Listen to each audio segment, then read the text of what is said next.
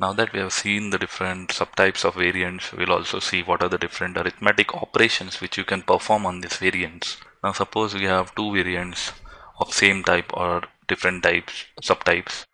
So let's see what are the operations which you can perform. Now listed are the arithmetic operations which you can perform on the subtypes of the variants. For example, given the operators, that is addition, subtraction, multiplication, division. These are some of the common operations which will perform on your real-time scenarios. Apart from that, we have exponentiation, negation, and integer division. So let's see one by one what it means. And there's mod as well. Okay. So let's say I have two variables. Let me define as I num1. Okay. I will declare it using dem, and the second is I num2. Now I'm giving some value to I num1. Let's say 14, and I num2. Let's say I'm giving some value 15. So now that I have two integers with me, let's see what are the different operations which I can perform on them. Now suppose I want to carry out addition of this. I just simply have to do I num1 plus I num2. Okay. Now the summation of this will return you the value, the addition, that is 29. So 14 plus 15 is 29. So this summation returns a value. Now the return value has to be caught somewhere, right? So let's say we put it in a new variable, I num3 equal to. So what it means is the summation of 14 plus 15 will return a value that is 29, and this 29 is caught somewhere, has to be caught somewhere. And what we are doing is we are putting it in I num3. And when we display I num3 using message box or print option, you will get the summation of the two numbers. Okay, so this was a simple operation. Similarly, you can also perform, as you can see 29 is displayed, you can also perform different operations such as multiplication, division, and as well as mod. Now let's see what is mod. Now suppose I have a number, let's say the number is 14, my I num2 is 2. Now when I do mod I num1 mod I num2, what it does is it will do 14 divided by 2, and the remainder which is there, it is the remainder is returned back as the answer. So what is 14 divided by 2? 14 divided by 2 is 7, but it won't return 7 because the division returns 7. Mod simply returns the remainder of the division value. So when I divide 14 by 2, the remainder is 0, and therefore I num3 will have the value 0. Okay. Now suppose I write 15 over here. So when I divide 15 by 2, the remainder is 1. The quotient is 7, the remainder is 1. So when I return the value, the result will be 1. So as you can see, the common operations, arithmetic operations which you will be doing on your variables, on your integers are addition, subtraction, division, and multiplication, and mod maybe sometimes. So these are some of the arithmetic operators. Now apart from arithmetic operators, we also have comparison operators. Now let's see what are comparison operators. Listed are a few of the comparison operators. By saying comparison operators, you can compare between two variables. Now first is equality.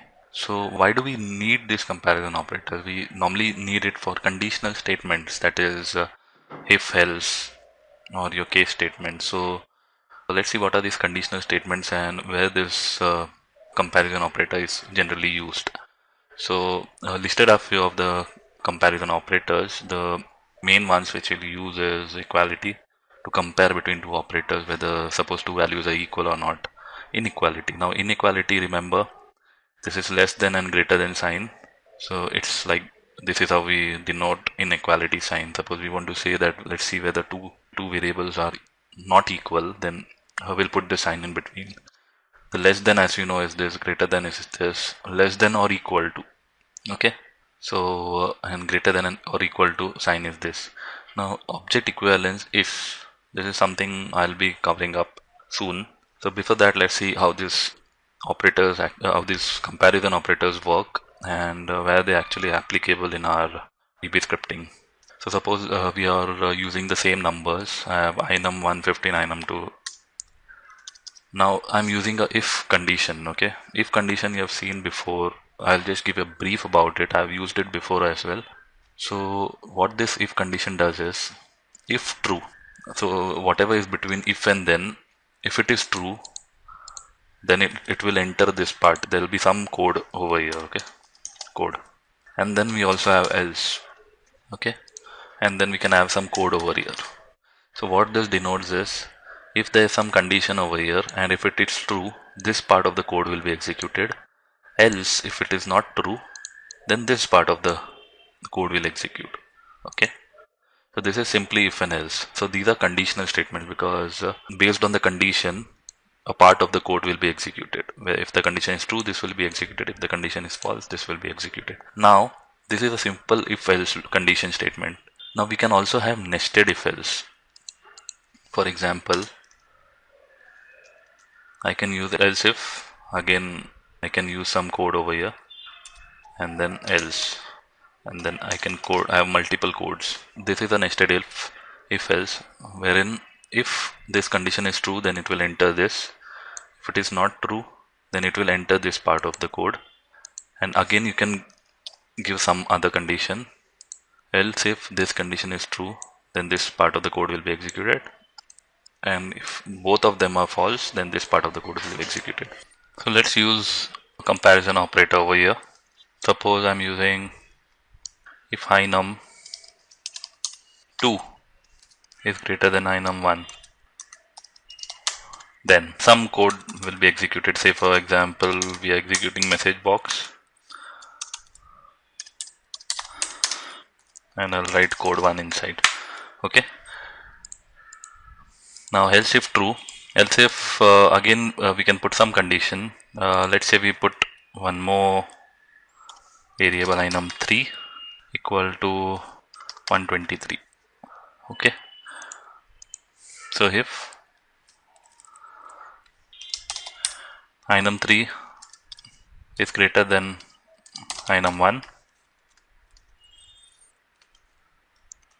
then let's say message box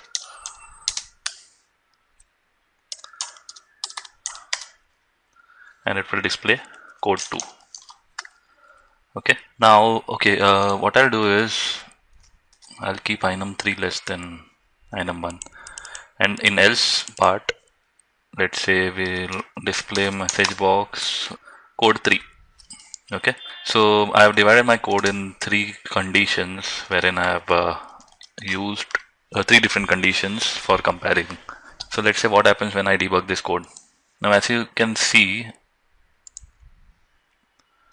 we know the value of each of the variable now. So I'll debug using F11.